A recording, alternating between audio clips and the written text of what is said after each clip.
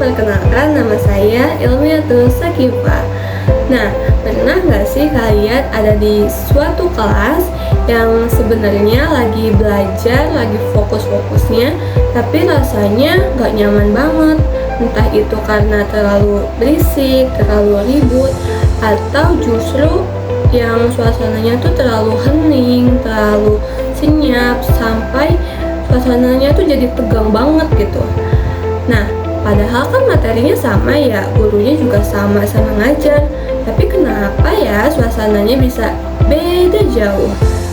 Nah, dari situ aku tuh jadi kepikiran, sebenarnya apa sih yang bikin sebuah kelas itu tuh terasa hidup gitu, atau justru malah bikin gak betah?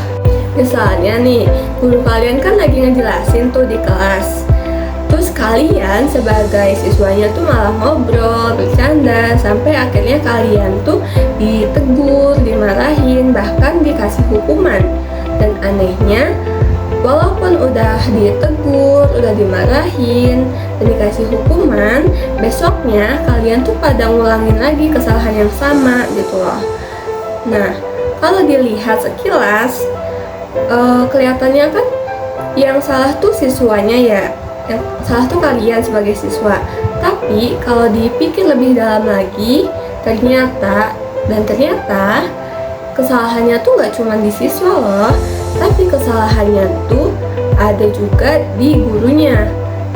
Kenapa? Karena bagaimana cara si guru itu ngelola kelas tersebut. Nah, menurut ahli Jacob Konin, dia tuh berkata guru itu harus peka sama kondisi kelas yang jadi bisa mencegah gangguan sebelum terjadi. Nah, jadi tuh kita bisa mencegah dulu sebelum terjadinya keributan, bukan terjadinya keributan dulu, habis itu kita cegah gitu. Nah, selain itu juga, menurut Rudolf Dreikurs, dia tuh berkata kalau siswa yang ribut itu seringkali cuma butuh perhatian gitu loh dari si guru. Nah, dan ini tuh nggak cuma teori, tapi ini juga ada contohnya. Contohnya itu terjadi di SD Pertiwi, Kota Bogor. Ada penelitian yang menunjukkan bahwa siswa memang cenderung hanya diam saat ditegur, tapi perilakunya tuh nggak berubah karena pendekatannya masih berbasis hukuman dan melibatkan siswa lain. Jadi, menurut aku, masalahnya tuh bukan sekedar siswanya nakal gitu loh, tapi juga bagaimana cara guru tersebut tuh mengelola kelas dan memahami kebutuhan siswa. Sekarang coba kalian bayangin, kalian belajar di tempat yang berantakan, yang panas, yang nggak tertata rapi dan pencahayaannya kurang gitu. Dan kalian akan fokus nggak belajarnya? Enggak kan? Sama kayak kelas gitu loh. Nah, menurut ahli John Dewey, dia berkata lingkungan belajar itu sangat berpengaruh terhadap pengalaman belajar. Dan menurut Lev Vygotsky juga menjelaskan kalau belajar itu dipengaruhi oleh lingkungan. Nah, di beberapa SD di Kabupaten Bogor ini juga ditemukan bahwa kelas yang penataannya kurang rapi itu dapat membuat siswa sering berpindah tempat duduk karena mereka tuh menjadi sulit fokus dalam mengikuti pembelajaran. Jadi hubungannya tuh kelihatan jelas banget gitu loh.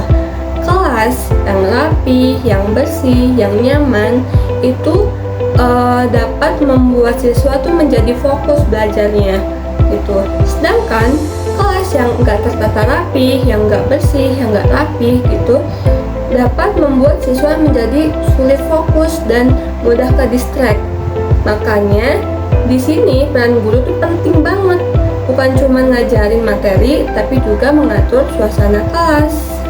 Ada juga kondisi yang kebalikannya. Maksudnya apa sih? Maksudnya kelasnya memang tertata rapi, dan bersih, nyaman, tapi siswanya tuh pasif banget gitu loh. Kenapa sih ini bisa terjadi? Ini bisa terjadi karena pendekatan yang terlalu otoriter gitu. Sekarang coba kita bandingkan antara pendekatan otoriter dengan pendekatan demokratis dan humanistik. Pendekatan otoriter ini bisa bikin siswa itu menjadi takut dan bisa bikin siswa itu menjadi pasif gitu loh. Sedangkan pendekatan demokratis dan humanistik ini adalah pendekatan yang lebih melibatkan siswa di dalamnya gitu.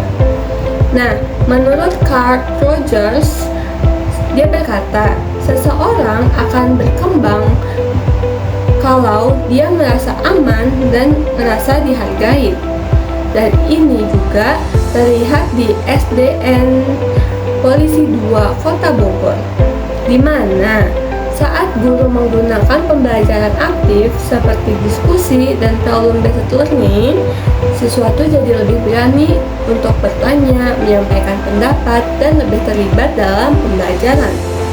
Pendekatan yang paling rekomendasi ialah pendekatan demokratis dan humanistik, karena pendekatannya itu membuat siswa lebih aktif dan lebih terlibat dalam pembelajaran dan membuat siswa itu lebih berkembang gitu loh. Jadi pembelajaran tuh fokus pada siswa, berpusat pada siswa gitu. Contoh sederhana dari pendekatan ini, kayak guru tuh ngajak siswa membuat aturan bareng, terus guru juga mengasih ruang untuk diskusi dan memberi kesempatan siswa untuk bertanya tanpa siswa tuh takut gitu lah. Dari situ suasana kelas jadi lebih hidup gitu, dan siswa bisa menjadi lebih berkembang dan nggak menjadi pasif lagi kayak yang tadi. Dan kalau dipikir-pikir lagi, ternyata yang bikin sebuah kelas terasa nyaman atau tidak, ternyata tuh nggak cuman soal apa yang diajarkan oleh gurunya, tapi lebih ke bagaimana suasananya tuh dibentuk gitu loh. Gimana sih interaksinya dan gimana setiap orang di dalamnya diperlakukan. Karena pada akhirnya kita mungkin lupa isi pelajarannya, tapi kita jarang lupa gimana sih rasanya waktu ada di kelas itu.